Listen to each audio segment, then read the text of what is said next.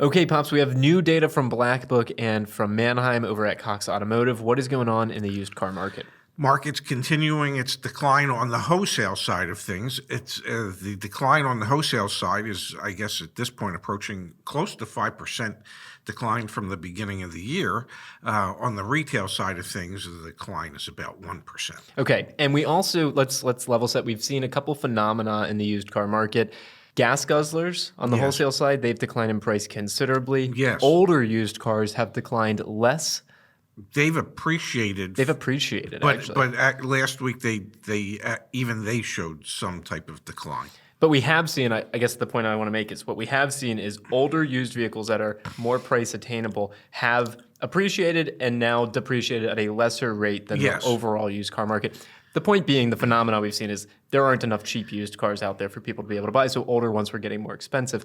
Did those two patterns continue again this week? Yes, absolutely they have. Full-size crossovers were down over 2% for the week. And those are considered less fuel efficient than other vehicles. So you're seeing it, in that market that gas prices are finally being reflected in what dealers are willing to pay on a wholesale level for those bigger vehicles that are less fuel efficient. Now, on the opposite end of the spectrum, subcompact and compact cars, they've appreciated again this week, 1/4 of a point, nearly 1/2 of a point, respectively.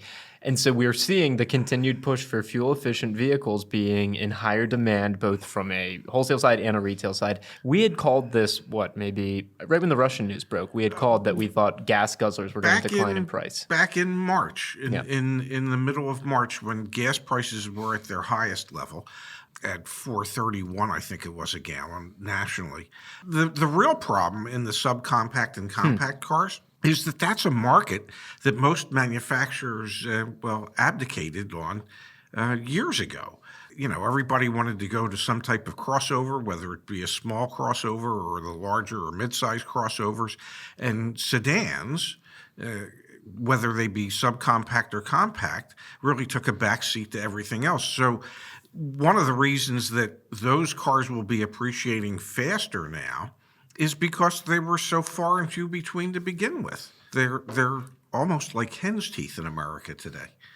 By the way, hens don't have teeth. And so what we're seeing, Dad, is the rental car companies are the most aggressive bidders at the lane. Yes. So when these cars go across the block, those that make it, the rental car companies are bidding up those compact and subcompact cars, especially the newer ones. The 2- and 3-year-old ones, yes. And then the older vehicles, those are the ones that maybe the independent dealers or the franchise dealers are able to get their hands on. They don't necessarily have as deep pocketbooks or checkbooks as the rental car companies do, because the rental car companies are able to monetize, purchasing those. Fingers crossed, at least. Yes, that's their hope, that they'll be able to rent them at super high rates today.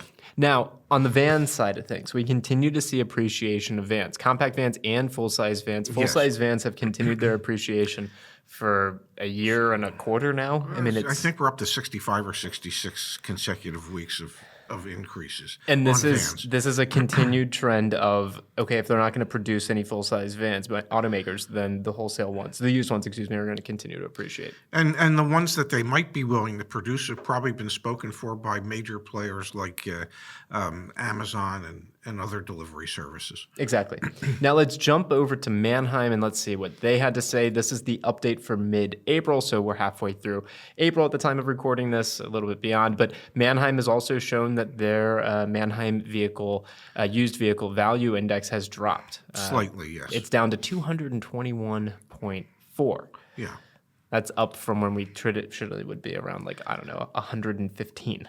Well, back when this started in January of 1995, it was at 100.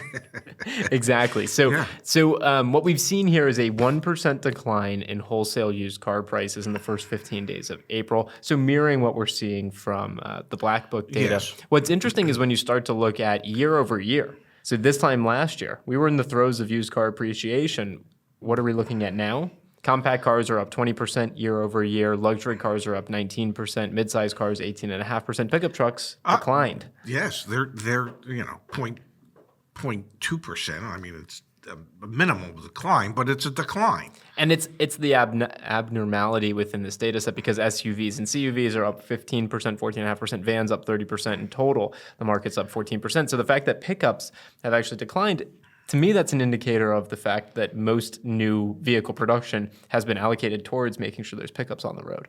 Those are the most profitable for many manufacturers. Those are the most profitable vehicles to be producing.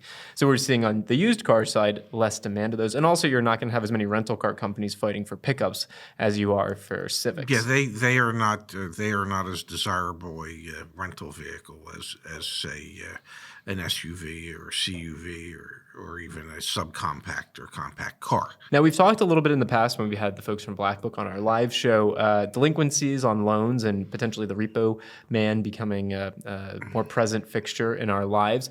We have data here from Manheim that says, I'll read it out, for the first time in 10 months, delinquencies over 60 days declined. Wow. But we're still up 10% year over year. In March, 1.49% of auto loans were severely delinquent, which was a decline from 1.58% in February. Compared to a year ago, the severe delinquency rate was 14 basis points higher. So we're seeing delinquencies, but we're actually seeing fewer of them this month than we did last month. So maybe this notion that there's going to be a bunch of people underwater and stopping, they're not going to pay on their auto loans and that's how we're going to get supply back in the market, maybe that notion's false because we're seeing delinquency rates actually decline. And banks, I believe, are willing to wait longer for the people to get back into their good graces before they go and repossess the car. So the $1 million question pops, what's going to happen with retail used car prices? Should we expect that? Have you talked to any of your friends that are still in the industry? I have not recently. Okay. I do need to give Chip a call. Because I'm curious, are we going to see those itchy cold feet again in a couple weeks? Because, okay, wholesale prices are starting to decline. Should we maybe negotiate again on our used car inventory? Or what you and I have been saying is there's no indication that new car supply is going to get any better. And until that does, there's no indication to us that wholesale used car prices or retail used car prices will come down. But the data is contradicting that right now. The only thing that would impact it is if buyers stay out of the market. Which is probably what's happening. I would think to a certain degree, but according to Black Book, days to turn for pre-owned cars has gone down. So even though there's consumer sentiment that says we don't want to pay this much, the cars are still selling faster than they have been in the past. But that's about the only thing that would prevent or would bring on an erosion in prices is if people stayed out of the market where they just said, hey, I'm done. You know what? I'm not paying these crazy prices for these cars. And I think we're starting to see a little bit of that. I completely agree. Yeah, but the used car prices are not falling. The asking prices are not falling as severely or as rapidly as the wholesale values are. Yeah, and I think the moment you see the rental car companies pull back is when the floor kind of gets pulled out from this dance party. The moment the rental car companies start to soften on their demand, which would obviously be predicated by consumers not traveling and renting cars, once that starts happening, this data is going to look a hell of a lot different. Doesn't matter what's happening on the supply side if demand goes away. So anyway, stay tuned. We'll bring another update next week. Thank you as always, Pops. Thank you.